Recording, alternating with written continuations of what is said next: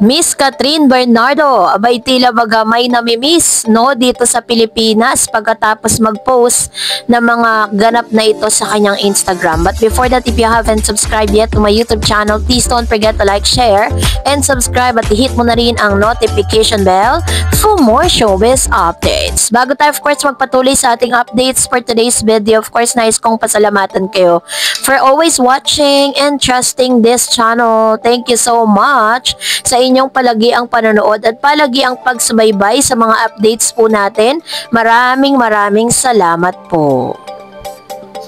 And for today's video, ito na, no, dahil si Catherine Bernardo po ay nasa Australia pa rin at talagang ini-enjoy niya po yung kanyang bakasyon doon po sa Australia kasama ang kanyang BFF na si Miss Aris De Santos, ano, dahil grabe po yung kanilang pagkamis sa isa't isa dahil once in a blue moon, kumbaga parang isang beses lang ata nagbabakasyon itong si Catherine para makita po si Miss Aris dito po sa nasabing lugar na ito. Kaya naman talagang sinusulit niya po yung mga bakasyon na ito dahil pagtungtong niya po sa Pilipinas, magsisimula na po yung kanyang mga other works, other things na kailangan niyang gawin, yung kanyang preparasyon para sa kanilang pagtatambal ni Mr. James Reid kasi confirm na po yun na magkakaroon po sila ng programa. Hindi natin alam kung series ba yan, sa mga online streaming ba yan, movie ba yan this year.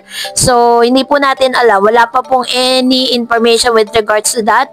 One thing is for sure is makakapartner niya po si James Reid dahil sa dami po ng mga fans na nag-aantay sa Cat Reid, no? Yun po yung kanilang yung kanilang fan base, no, yung Cat Reid. Kaya naman talagang ito po si Miss Catherine Bernardo, talagang every now and then nagpo-post po siya ng mga kaganapan niya sa Australia. Pero alam niyo po bang napansin din natin na talagang may na-miss po si Miss Catherine kasi matapos po si Miss Catherine ay missing, no? Dahil alam naman natin kung gaano niya kamahal yung kanyang mga pamangkin, si Q tsaka si Lexine, ano? At gusto po ni Miss Catherine na sa lahat po ng mga gagawin ng kanyang pamangkin, lagi po siyang nandun. She make it a point that she's present, no? Pero sa pagkakataong ito, absent si Miss Catherine dahil siya po ay nasa bakasyon at si Lexine po ay lalaban, no, para sa isang parang word contest to para sa pagsayaw kasi parang representative sila ng Pilipinas at sila po ay sasali sa isang napakalaking event dito sa Pinas.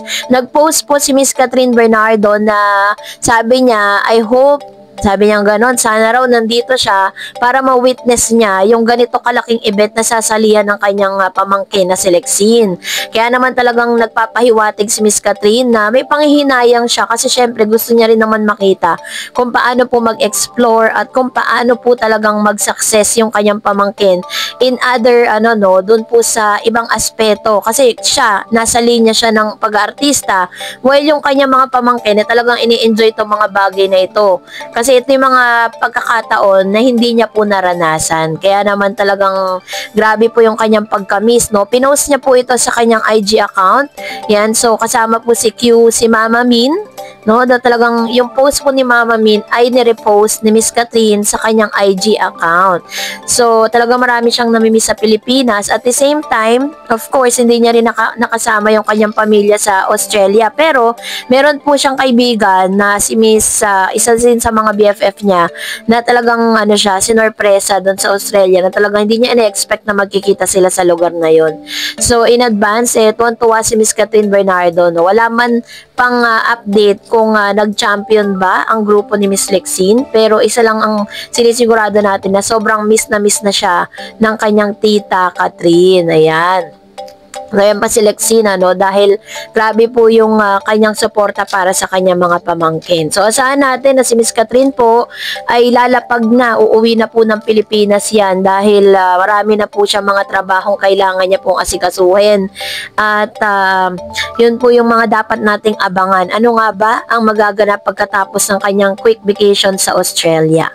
At ngayon naman, narito naman ang ilan sa mga comments and reaction po ninyo patungkol naman sa ating latest updates. So magbabasa tayo ng mga comments niyo sa comment section at magre-react tayo, no, if possible. Unahin po natin ang komento mula kay Ma'am Shi. Sino to? Si Miss Glorioso. Sabi niya, ako hindi talaga maniwala dyan sa issue ng Mayor and Catherine kasi ako laging nakasubaybay sa YouTube dahil sa Kat din. Wala akong nakitang magkasama si Kat and Mayor. Si Alden lang ang laging kasama kaya hindi ako naniwala.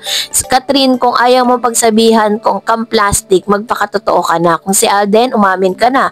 Hindi mahirap gawin yon. Si Alden and Catherine ang magkamuka. Kung kayo ni Mayor, sabihin mo, buhay yan, ikaw makisama, hindi kami. Kailangan lang namin ng katotohanan na nakakapagod na kayo. Wag kang magpagkunwari. Ayan. So, galit na si Ma'am Chi Glorioso. Talagang gusto niya is aminin na ni Miss Catherine Bernardo kung ano man ang real score between them ni Mayor, kung meron man. Kasi, hindi ko lang talaga magets kung bakit kailangan po nilang i-private or ilihim yung mga gantong bagay. Well, in fact, kahit naman i-announce niyan sa publiko, hindi naman makaka-apekto yan dun sa darating niyang projects kasi naman yan depende naman yan sa mga fans na kung susuportahan pa rin siya dun po sa kanyang mga bagong journey, diba? Kahit po hindi sila ni Alden or ni Daniel lang magkasama, sabi ni Leonora Makaoy.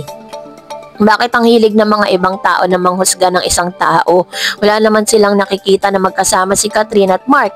Saka walang masama naman siguro kung sila na. Totoo naman, di ba? Sabi ni Miss Rodeline, di naman kailangan na lagi magkasama ang Kat din. Tignan nyo na lang sa mga galawan nila at sa mga sinusuot nila.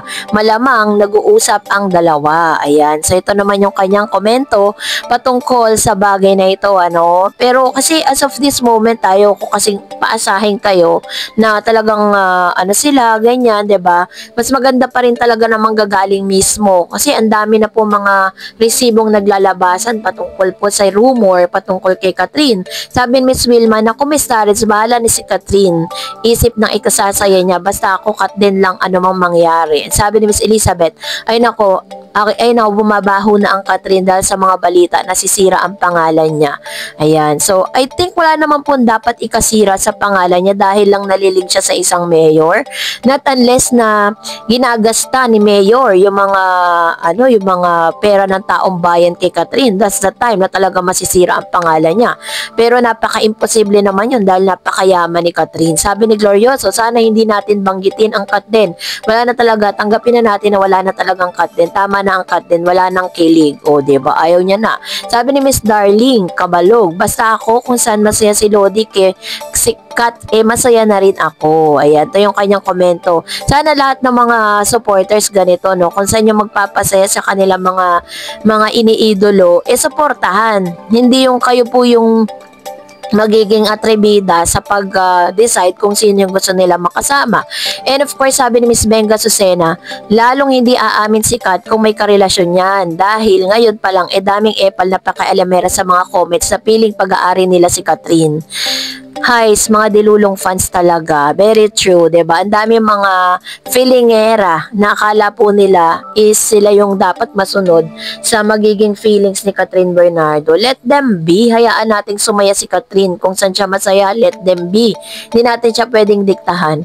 And another one, sabi ni Miss Jovelyn, kung dalaga sila Mayor, kung talaga sila ni Mayor, bakit hindi na lang po aminin ni Mayor? Pero wala naman sana magsalita na po si Catherine. Basta ako Kat din pa din. Sabi ni Miss Christine Mendoza, let them be, kung saan sila masaya, support na lang tayo. Wala tayong right na turuan sila kung sila, ano ang gusto nila. As long as they are single, walang mali doon. Very true, diba? Wala naman talagang mali na magmahal sila.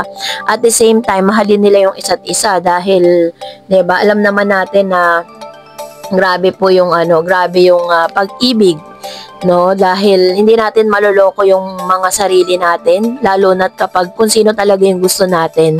Kaya naman sabi po ni Miss Christine, diba, let them be, kung sino yung gusto nilang kasama, kung sino yung gusto nilang makasama for the rest of their lives. So that's it for today. For more videos and updates, please don't forget to like and subscribe, and please don't forget to follow my Facebook page, Dar Eds TV. God bless everyone.